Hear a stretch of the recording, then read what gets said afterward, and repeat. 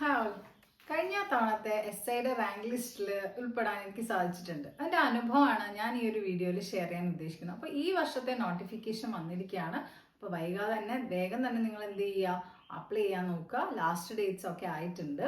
അപ്പം ഈ എസ്ഐൻ്റെ റാങ്ക് ലിസ്റ്റിനെ പറ്റി പറയുകയാണെങ്കിൽ ഒരു വർഷമാണ് ഇതിൻ്റെ കാലാവധി അല്ലേ. ഇപ്പോൾ ഫോഴ്സിൻ്റെ എല്ലാ ലിസ്റ്റുകളും ഒരു വർഷം കാലാവധിയായിട്ട് മാറ്റിയിട്ടുണ്ട്. അപ്പം എക്സാമിന് സിലബസിനെ പറ്റിയോ എന്താ പറയുക ക്വസ്റ്റ്യൻ പേപ്പറിനെ പറ്റിയോ അല്ലെ അതിനെ പറ്റിയൊക്കെ വേവലാതിപ്പെടുന്നതിൻ്റെ മുന്നേ നിങ്ങൾ ഇതിൻ്റെ റാങ്ക് ലിസ്റ്റ് എങ്ങനെയാണ്, അതിൽ നിന്ന് എത്ര ആളുകൾ എടുക്കുന്നുണ്ട്, അതിനെപ്പറ്റിയൊക്കെ ഒരു ധാരണ ആദ്യം ഉണ്ടാക്കി വെക്കണം. ഞാൻ മുന്നുള്ള വീഡിയോയിലൊക്കെ പറയാറുള്ള കാര്യമാണിത്.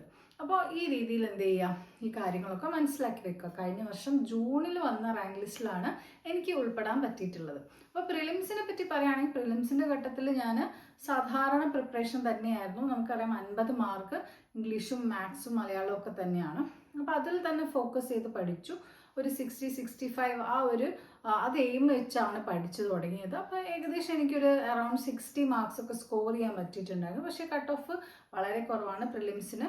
അപ്പോൾ അതുകൊണ്ട് എന്താണ്, ഈ ഒരു മാർക്കുമായിട്ട് ബന്ധപ്പെട്ട് നിങ്ങൾ എന്ത് ചെയ്യണം, കഴിഞ്ഞ പ്രാവശ്യത്തെ പ്രിലിംസിന് എത്ര കട്ട് ഓഫ് വന്നു, ഇതൊക്കെ ഒരു ധാരണ ഉണ്ടാവണം. അതിനേക്കാൾ ഒരു +5 അല്ലെ -5 ആ ഒരു റേഞ്ചിൽ എന്ത് വരുള്ളൂ, പ്രിലിംസിന് കട്ട് ഓഫ് വരുള്ളൂ. അപ്പോൾ പ്രിലിംസ് നമ്മൾ പല പ്രിലിംസ് എഴുതിയിട്ടുണ്ട്. സെക്രട്ടേറിയറ്റ് അസിസ്റ്റന്റിനും SIക്കും ഇപ്പോൾ ഒരേ പ്രിലിംസ് തന്നെയായിരിക്കും. കഴിഞ്ഞ തവണ യൂണിവേഴ്സിറ്റി അസിസ്റ്റന്റിനും SIക്കും ഒരേ പ്രിലിംസ് തന്നെയായിരുന്നു. അപ്പോൾ അതിൽ എന്ത് ചെയ്യേണ്ട, ഓവർ വറി ചെയ്യേണ്ട.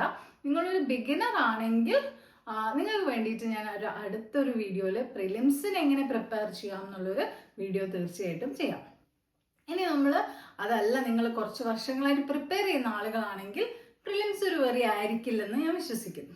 ഓക്കെ, ഇനി അടുത്ത ഘട്ടമാണ് മെയിൻസിലേക്ക് പോയ സമയത്ത് സിലബസ് നന്നായി മനസ്സിലാക്കി.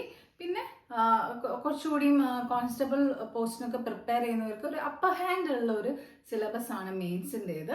അപ്പം അതിനനുസരിച്ച് എൻ്റെ സ്ട്രോങ് സൈഡ് ഞാൻ മനസ്സിലാക്കിയിട്ടാണ് പ്രിപ്പറേഷൻ ചെയ്തിട്ടുണ്ടായിരുന്നത്. അപ്പം മെയിൻസ് ആണ് ഇതിൻ്റെ ഒരു പ്രധാനപ്പെട്ട ഈ ഒരു 4 സ്റ്റേജിൽ പ്രിലിംസ്, മെയിൻസ്, ഫിസിക്കൽ, ഇൻ്റർവ്യൂ.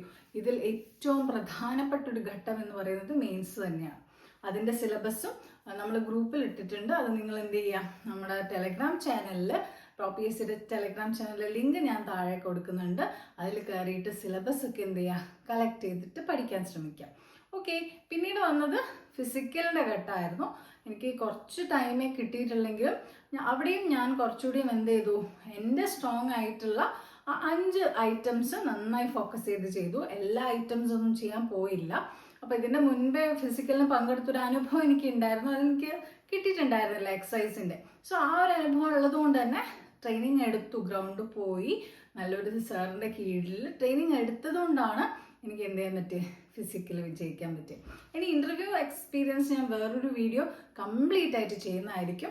ഇപ്പം ഈ വർഷം പരീക്ഷ എഴുതിയ ആളുകൾക്ക് ഫിസിക്കൽ കഴിഞ്ഞു, അവർക്ക് ഇനി ഇൻ്റർവ്യൂ ആണ് വരുന്നത്. സോ അവർക്ക് ഹെൽപ്ഫുൾ ആവുന്ന രീതിയിലുള്ള ഒരു ഇൻ്റർവ്യൂ വീഡിയോ തീർച്ചയായിട്ടും ഉടൻ തന്നെ നമ്മുടെ ചാനലിൽ ഇടുന്നതായിരിക്കും.